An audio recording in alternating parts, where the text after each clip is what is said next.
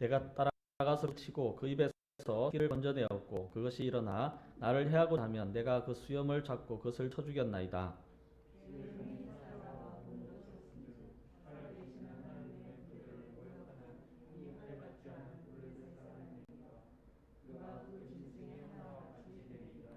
또 다윗이 이르되 여호와께서 나를 사자의 발톱과 곰의 발톱에서 건져내셨은즉 나를 이 블레셋 사람의 손에서도 건져내시리이다. 사울이 다윗에게 이르되 가라, 여호와께서 너와 함께 계시기를 원하노라.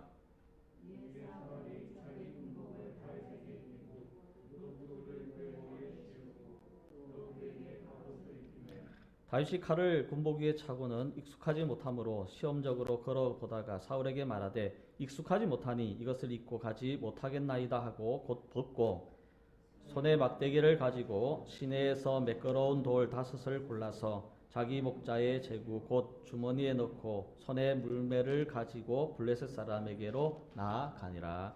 아멘. 기도하겠습니다. 걸어가신 하나님 아버지 감사합니다. 우리들에게 주신 이 말씀이 또 하나님 아버지 한 주를 살아가면서 우리들에게 세상을 이길 말씀이 되게 하시고 성령으로 무장할 수 있는 귀한 시간 될 수 있도록 은혜 베풀어 주시옵소서. 예수님의 이름으로 기도합니다.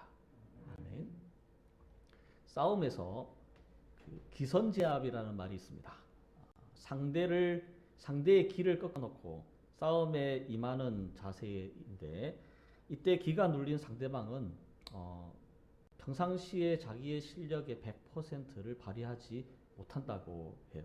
그래서 선수들에게 기선제압이라는 것은 어느 때보다도 중요하다 이렇게 얘기합니다. 그 종합격투기 좋아하시나요? 보신 적 있으세요? 네, 보신 적 있으시죠? 저는 사실은 잘 못 봐요. 사람을 막 이렇게 목 조르고 막 이렇게 업어치기 하고 때리고 하는 걸 요즘은 좀 잘 못 보겠더라고요. 근데 종합격투기를 하는 분들의 그 이야기를 한번 들은 적이 있는데 이 기싸움이 언제부터 시작되느냐 하면 언제부터 시작될 것 같습니까, 여러분? 이 기싸움이 언제부터 시작되느냐 하면 둘이 딱 마주쳤을 때인데 그 마주쳤을 때가 아니면 언제냐면 시합 전에 그 몸무게 개체량을 위해서 이렇게 만날 때래요. 만날 때 그때 처음 만났을 때 서로 눈빛을 교환하게 되는데 왜 이렇게 포스트나 이런 거 이렇게 보면 무슨 누구와 누구 UFC 경기합니다 하면 둘이서 이렇게 주먹 쥐고 이렇게 막 사진 찍잖아요.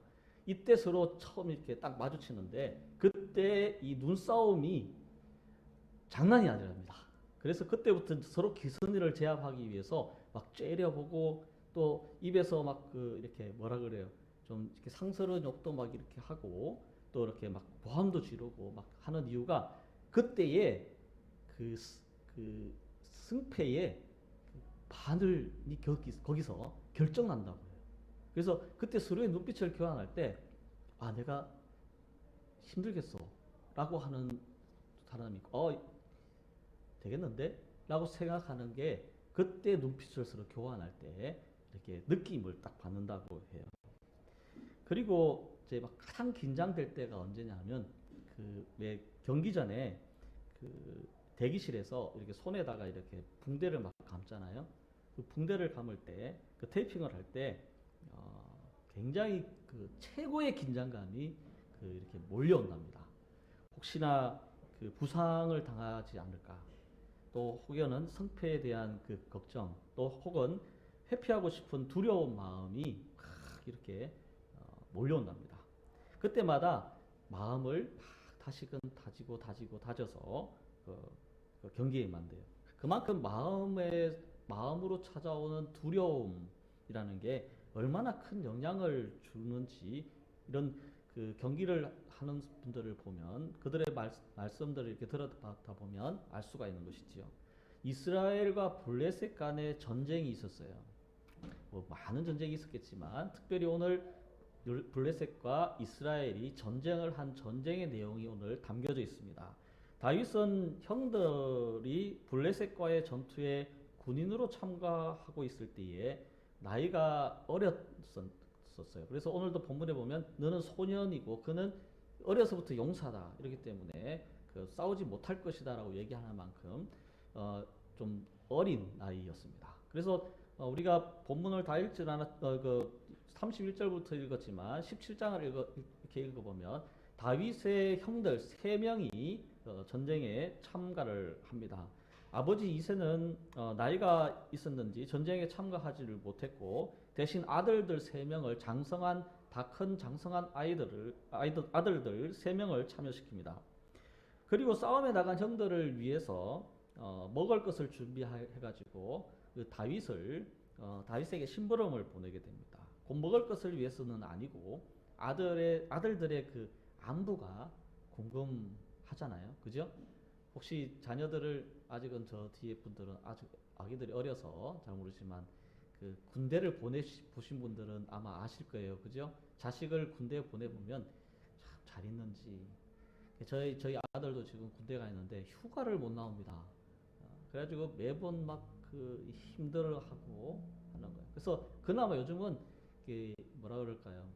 소식을 물을 수가 있으니까 잘 있으면 됐지라고 생각하는데 어쨌든 이세가 군대를 보낸 아들들이 걱정이 됐던 거예요. 그래서 먹을 것을 잔뜩 싸가지고 또 백부장에도 그 상관에게도 보낼 음식까지 싸가지고 다윗에게 심부름을 보냅니다. 그래서 이 어린 다윗이 그 도시락을 들고 음식을 들고 전장으로 형들을 만나러 가요. 그런데 가서 보니까 어린 다윗의 눈에 상상했던 것과는 전혀 다른 상황이 벌어지고 있더라는 거예요. 이스라엘의 하나님의 군대가 골리앗의 기세에 눌려서 숨어가지고 벌벌 떨고 있는 거예요. 여러분, 어린 다윗의 눈에는 이 상황이 도저히 이해가 되지 않았습니다. 그럼 다윗의 눈에 이것이 이해가 되지 않는 이유는 무엇이었을까? 다윗은 어려서부터 하나님을 철저하게 의지하며 살았어요. 들에서 양들을 치면서 수많은 위험으로부터 양을 지키면서 하나님의 전능하심을 몸소 경험한 아이였다라는 사실입니다. 그러기에 전장에 가보면 그런 본인이 믿었던 하나님, 본인이 들었던 하나님, 본인이 경험했던 하나님은 어떤 하나님? 전능하신 하나님. 할렐루야. 여러분 그 전능하신 하나님을 경험하시기를 주님의 이름으로 축복합니다.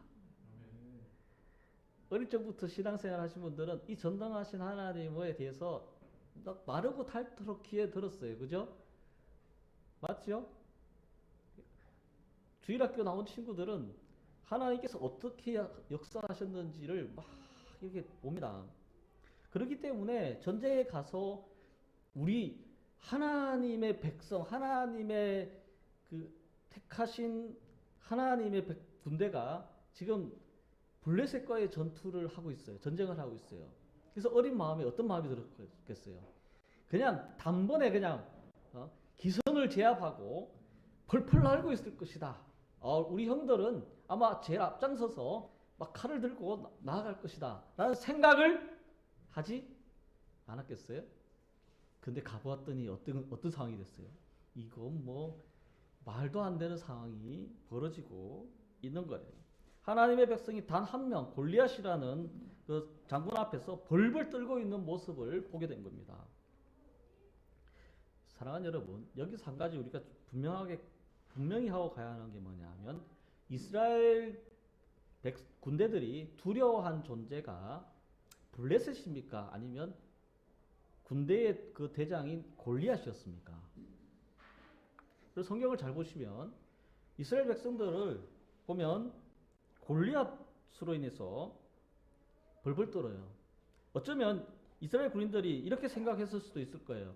저 골리앗만 없으면 어떻게 해볼 만할 텐데 라는 생각을 해보지 않았겠어요? 아닌가요? 왜냐하면 여러분 이 지금 이스라엘 백성들의 두려움의 대상은 지금 블레셋 군대가 아니에요. 블레셋 군대가 아니라 블레셋 군대를 지휘하고 있는 엄청난 그 포스를 뿜어내고 있는 골리앗 한 명에 완전히 기가 눌리고 있더라는 것입니다. 골리앗이 얼마나 두려웠느냐 하면 그 골리앗을 제거하는 자에게 사울은 엄청난 출세의 길을 약속합니다. 그죠? 성경을 예 나와 있어요. 성경에 그렇게 나와 있습니다. 어떻게 나와 있느냐 하면 25절 말씀을 한번 봅시다. 제가 다 안다고 생각하고 제가 이 말씀을 안 적었는데 25절 말씀에 보면 이스라엘 사람들이 이르되 너희가 올라온 사람을 보았느냐 참으로 이스라엘을 모욕하러 왔도다. 그를 죽이는 사람은 왕이 많은 재물로 부하게 하고 그의 딸을 그에게 주고 그 아버지의 집을 이스라엘 중에서 세금을 면제하게 하시리라. 요즘 세금 때문에 힘드시죠? 세금을 면제해 준답니다. 세금을 면제해 주고 또 어떻게 한대요? 많은 재물을 주고 또 어떻게 합니까? 자기 딸을 줘서 부마로 삼겠다. 이건 뭐 출세 가도를 달릴 수 있는 완전한 뭐 고속도로. 이 골리앗만 이기면 모든 것이 내 안에 싹 들어올 수 있는 그 출세의 길을 걸을 수 있는 철호의 찬스입니다. 근데 어떻게 돼요? 아무도 나서지를 않습니다. 사실 이것이 그리스도인들이 번번이 넘어지는 아킬레스건이시죠. 세상이 다 두려운 것은 아니에요. 여러분 세상이 다 두렵습니까? 세상이 다 두려운 것은 아닙니다. 어떤 부분에서는 우리가 해볼만 한 부분들이 참 많이 있어요. 그죠? 문제는 뭐냐면 어떤 부분에서는 해볼만 하지만 그럼에도 우리가 넘어지는 이유는 하나입니다. 뭐죠? 골리앗 때문입니다. 다른 것은 다 괜찮은데 이것만 내 삶에서 제거되면 믿음 생활 제대로 해볼 수 있어요.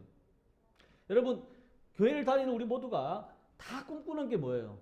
내가 하나님 앞에서 믿음 생활 제대로 해보고 싶은 것이 꿈 아니에요? 맞잖아요. 그냥 주일 되니까 그냥 가방 들고 와서 그냥 있다가 가는 그런 믿음은 아니잖아요. 어떻게든 하나님 앞에 우리가 잘 믿어보고 싶고 믿음 생활을 잘 해보고 싶은 것이 우리들의 꿈이잖아요. 그죠? 그런데 한계가 참 부족해요. 한계 때문에 못해요. 여러분 그게 뭔지 저는 잘 모릅니다. 각자의 골리앗은 다 달라요. 각자의 골리앗은 다른 거는 내가 다 해볼만 해요. 내가 믿음 생활하는데 이건 뭐 아무것도 아니야 라고 그냥 이렇게 무시할 수 있습니다. 그런데 단 한 가지, 하나님 제가 이것만 넘었으면 그때 열심히 한번 신앙생활 해보겠습니다. 하나님 지금 때가 좀 아닌 것 같아요. 지금 내게 이런 엄청난 문제가 있거든요. 이 문제만 해결하면 제가 하나님 앞에 정말 목숨을 다 바쳐서 충성하겠습니다. 라고 얘기하는 거 있어요, 없어요? 없기를 간절히 소망하지만 있단 말입니다. 그게 뭐냐 하면 골리앗이라는 거예요. 각자의 골리앗입니다. 분명한 사실은 여러분 분명한 사실이 뭐냐 하면 그 골리앗 때문에 우리가 주저앉아 있지만 그 골리앗을 제거하면 어떻게 될까요? 우리의 삶에 하나님이 놀라운 하나님의 축복을 준비하고 계시다는 사실입니다. 아멘 나올 줄 알았는데 여러분 골리앗 때문에 막혀 있는 부분이 있는 거예요. 오늘 이 한 골리앗만 제거하면 많은 재물을 주고 부마를 삼으며 너의 집안에 아비의 집안에 모든 세금을 면제해 줄 것이다. 이 얼마나 놀라운 축복 중의 축복입니까? 하나님께서 여러분들에게 우리 삶에 골리앗을 제거하는 그런 놀라운 일이 있으면 하나님의 축복이 임하게 될 줄 믿으시기 바랍니다. 저는 이 말씀이 우리 교회에도 임하기를 간절히 소망하고 있어요. 그래서 그럼에도 이 뭐라 그럴까요? 이 코로나 가운데서도 참 하나님께서 우리 교회를 이렇게 버티게 하시고 앞으로 나가게 하시고 또 어떤 방법으로든지 복음을 전하게 하시고 있다라는 이 사실이 너무너무 감사한 겁니다. 사랑하는 여러분, 제가 한 추수감사절에 지금 설교를 준비하면서 제가 여러분에게 제안을 하려고 하는 게 있는데 오늘 먼저 제안을 할게요. 오늘 오신 분들에게만 여러분 감사 노트를 한번 써보십시다. 이게 그냥 감사가 아니고 하루 3번 감사를 하면 삶이 바뀐대요. 체험하신 분들이 간증하는 건데 여러분 그냥 감사를 입으로만 감사하지 마시고 여러분 오늘 하루 감사할 3가지를 집에 가셔서 자기 전에 쓰세요. 첫 번째, 무슨 일에 대해서 오늘 예배를 드릴 수 있게 해주셔서 감사합니다. 어떤 어려움이 있었어요. 그죠? 예배를 나오지 못한 코로나가 홈회실에서 다시 막 창궐한다는 얘기 때문에 마음의 두려움과 염려, 그래서 교회를 갈까 말까 라고 했지만 내가 그래도 예배를 드릴 수 있어서 너무 감사했습니다. 구체적으로 한번 써보십시오. 그렇게 세 가지를 매일 쓰면 우리의 삶이 바뀌어진다. 저는 감사하는 삶이 분명히 우리의 삶을 바꿔줄 줄 믿습니다. 중요한 것은 그 감사로 인하여서 여러분의 골리앗이 제거되어는 축복이 있기를 주님의 이름으로 축원합니다. 그렇다면 골리앗을 어떻게 이길 수 있을까? 뭐 감사도 있겠지만 첫 번째는 뭐냐 하면 살아계신 하나님을 회복하는 것입니다. 그럼 당연한 거 아니에요? 라고 얘기하죠. 자, 살아계신 하나님에 대한 믿음, 이 믿음이 사실은 회복돼야 돼요. 다윗은 두려움에 사로잡힌 이스라엘 군대를 보고 화가 나요. 화가 나서 뭐라고 얘기하느냐 하면 이 할례받지 못하는 블레셋 사람이 누구이기에 살아계시는 하나님의 군대를 모욕하겠느냐라고 얘기합니다. 여러분에게 이 분노가 있기를 주님의 이름으로 축복합니다. 우리가 믿는 하나님이 어떤 하나님이기에 사람들에게 모욕을 당하고 있냐? 누가 모욕을 해? 라는 그 분노가 사실 있어야 돼요. 그런데 이 소리를 들은 다윗의 형, 첫 번째 형인 엘리압이 듣고 다윗에게 크게 화를 냅니다. 28절에 보면 그 말씀이 나오거든요. 여러분, 다윗도 화를 냈어요. 그리고 다윗의 형인 엘리압도 화를 내는데 그 화내는 이유가 다릅니다. 다윗이 화를 내는 이유는 뭐예요? 다윗이 분노한 이유는 살아계신 하나님의 이름이 모욕을 받아서 분노를 합니다. 그래서 그 입에서 어찌 이렇게 할례받지 않은 블레셋 사람에게 누구이기에 살아계신 하나님의 군대를 모욕하느냐라고 분노가 있어요. 그런데 엘리압의 분노는 뭐냐 하면 28절 한번 볼까요? 우리가 이 본문을 제가 사실은 앞에서부터 읽어야 되는데 너무 길어가지고 제가 31절부터 끊었습니다. 근데 28절 말씀 보세요. 그 형 엘리압이 다윗이 사람에게 하는 말을 들은지라 그가 다윗에게 노를 바라여 이르되 내가 어찌하여 이리로 내려왔느냐? 들에 있는 양들은 누구에게 맡겼느냐? 나는 내 교만과 내 마음의 완악함을 아노니 내가 전쟁을 구경하러 왔도다. 이렇게 얘기합니다. 지금 엘리압이 다윗도 화를 냈고 엘리압도 화를 내요. 근데 다윗의 화는 누구를 향하고 있느냐 하면 하나님의 군대를 모욕하는 골리앗에게 향하고 있습니다. 그리고 그 화가 주눅 들고 떨고 있는 이스라엘 백성들에게도 동일하게 우리 뭐 하고 있는 거야? 우리는 하나님의 군대잖아 라고 얘기하는 거예요. 근데 엘리압은 지금 누구에게 화를 내냐면 다윗에게 화를 냅니다. 엘리압의 분노는 다윗이 어려서 뭘 모르는 거예요. 그래서 엉뚱한 소리를 하고 있대요. 너는 어려가지고 잘 모르나 본데 너 지금 전쟁이 구경이냐? 지금? 라고 화를 내고 있는 겁니다. 여러분 주일학교에서 중학교로, 중학교에서 고등학교로, 고등학교에서 청년으로, 청년에서 결혼으로 이어지면서 교회를 떠나는 수가 기하급수적으로 줄어드는 거 알고 계시나요? 통계로 나와 있습니다. 주일학교에서 중등부로 올라갈 때 100명 중에 몇 명이 올라갈 것 같습니까? 100명 중에 중학교로 올라갈 때는 20% 정도가 떨어져요. 그래도 올라가는 확률이 많습니다.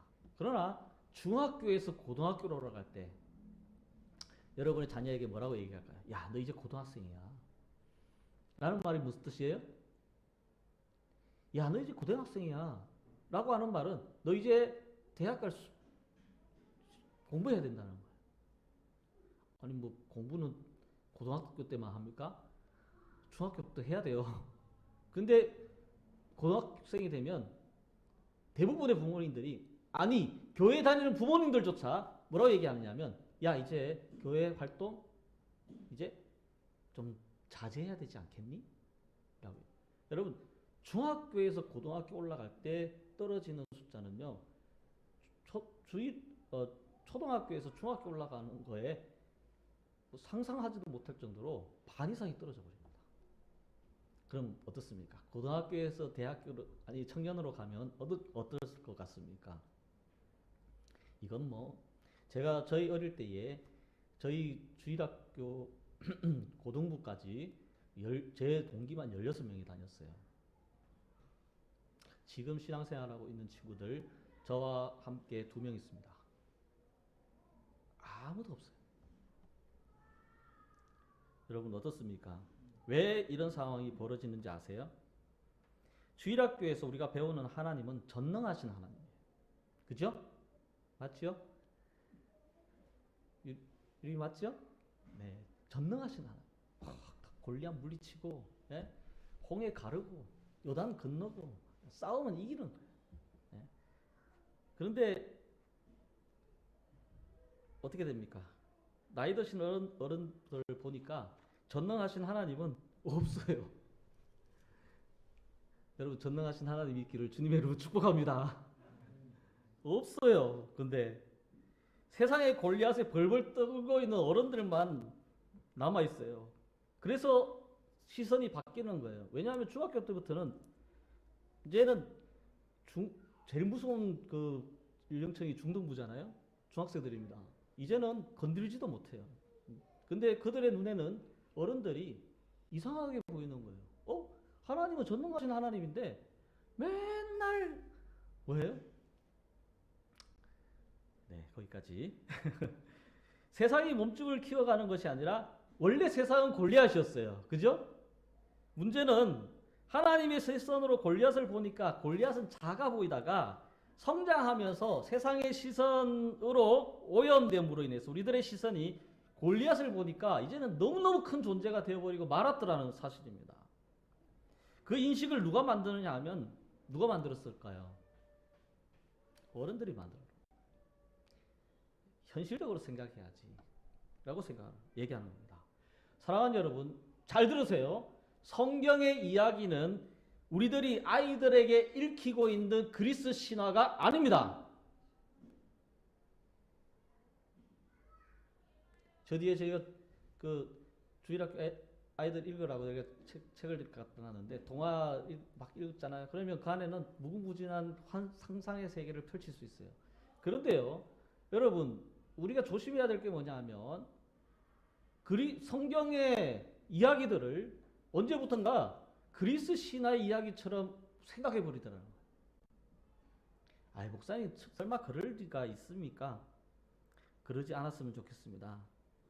근데 언제부턴가 홍해를 가르시고 요단을 건너게 하시며 전쟁에서 이기게 하시고 안전병이를 일으키시며 죽은 자를 살리시는 하나님의 역사를 안 믿는 거예요. 나이가 들면서 잃어버리는 것은 전능하신 하나님이고 어찌 않아도 되는 것은 골리앗입니다. 그 골리앗의 풍채만 더 키워나가는 거예요. 그리고 하나님을 그리스 신화의 한 신으로 인식해버리더라는 것입니다. 우리가 회복해야 되는 게 뭐냐 하면 하나님, 살아계신 하나님의 믿음입니다. 2000년 전에도, 아니 4000년 전에도, 아니 태초부터 지금까지 하나님은 살아계시는 줄 믿으시기 바랍니다. 여러분 이 신앙의 기초가요 너무너무 중요한 거예요. 여전히 역사하시고 나의 앞길을 인도하시며 내가 줄이고 쓰러졌을 때 나를 일으키시고 격려하시고 위로하시고 다시금 일어날 수 있는 용기를 주시는 분은 살아계신 우리 하나님이신 줄 믿으시기를 주님의 이름으로 축원합니다. 아멘이 클 줄 알았는데. 두 번째는 자신에게 맞는 도구를 사용해야 하는 거예요. 골리앗을 이기려면 첫째는 첫째도 살아계신 하나님이고 사실은 둘째도 하나님 살아계신 하나님이지만 그 살아계신 하나님의 믿음이 확고하다면 필요한 것이 뭐냐 하면 나에게 맞는 도구를 사용해야 한다는 사실이에요. 다윗이 골리앗을 이길 수 있었던 것은 자신에게 가장 알맞은 도구를 선택하였기 때문입니다. 사울이 다윗에게 자신의 입었던 갑옷과 무기를 내어줍니다. 하지만 사무엘상 9장 2절에 보면 사울은 다른 모든 백성들보다 머리가 어깨 위만큼 더 컸다라고 얘기를 합니다. 결코 작은 체구가 아니죠. 그렇다고 다윗이 기골이 장대한 것도 아니었습니다. 골리앗이 보고 하도 기가 차니까 뭐라고 얘기하느냐 하면 네가 나를 개로 여기고 막대기를 가지고 나왔니? 라고 할 정도로 용모가 그렇게 남들처럼 눈에 딱 들어오는 눈이 아니더라는 거예요. 그러니 사울의 갑옷이 맞을 리가 없습니다. 사용하던 칼도 불편한 것입니다. 하지만 싸우러 가는 자잖아요. 전쟁을 해야 되잖아요. 상대도 칼과 창을 가지고 나와야 되니까 나오니까. 근데 다윗은 칼과 창이 오가는 그런 곳에 막대기를 들고 싸우러 나갔다라는 거예요. 말도 안 되는 얘기죠. 사랑하는 여러분, 하나님은 우리가 세상과 맞설 때에 세상의 방법과 똑같은 방법을 사용하기를 원하시는 분이 아니에요. 하나님은 하나님이 우리에게 주신 은사와 능력들 그리고 성령의 은혜를 통하여서 세상을 이길 수 있도록 하시는 줄 믿으시기 바랍니다. 다윗은 그렇게 준비를 했어요. 우리가 번번이 패하는 이유가 뭐냐 하면요, 우리의 것을 가지고 가는 것이 아니라 남의 것을 자꾸 빌려가기 때문입니다. 다윗에게 매끄러운 돌은 그에게 가장 편한 것이고 평상시 잘 사용하는 무기였어요. 남들이 보기에는 그게 무기인 것처럼 평상시에는 그게 무기처럼 보여지지만 전쟁터에서는 이게 무기처럼 보여지지 않는 것이 막대기와 돌입니다. 그런데 그것을 가지고 가는 거예요.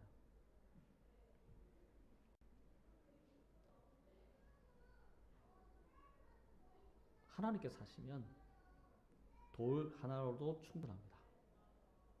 제가 말씀을 드린 이유가 그거예요. 하나님이 살아계신 하나님을 믿는 믿음이 있다면 내가 돌 하나를 가지고 나가도 승리케 하시는 분이 하나님이실 줄 믿으시기 바랍니다.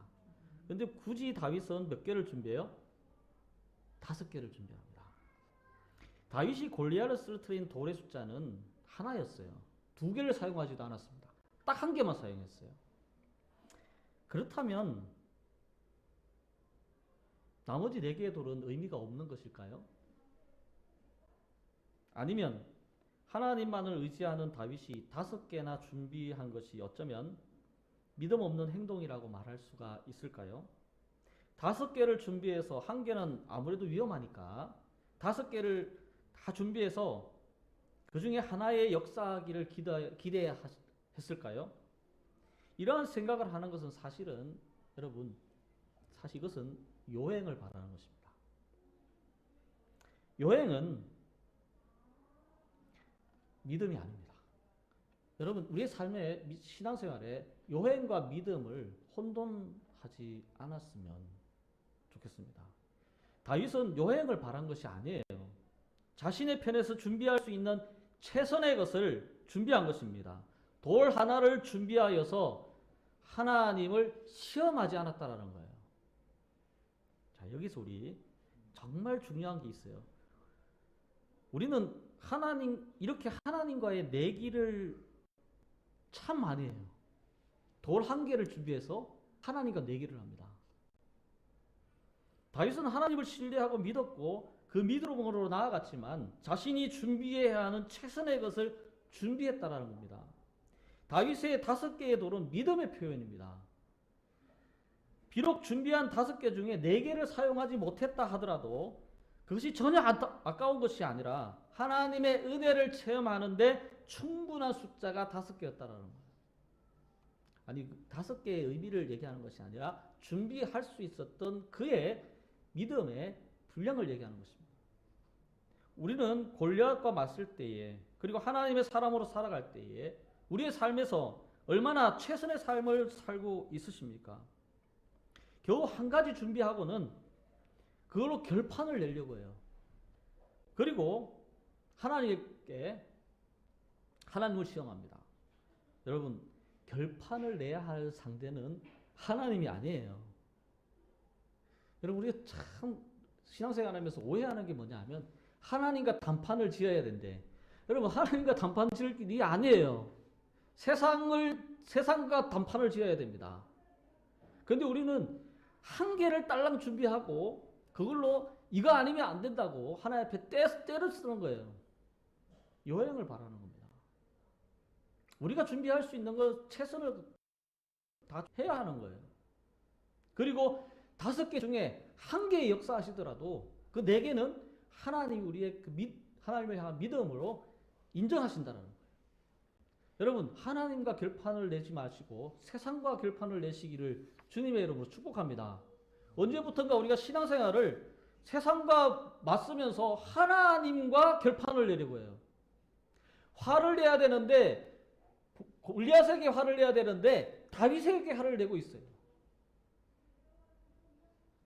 사랑하는 여러분, 세상과 맞설 때에 여행을 바라지 마시기 바랍니다. 하나님은 이미 우리에게 무엇을 주셨어요? 성령을 주셨잖아요.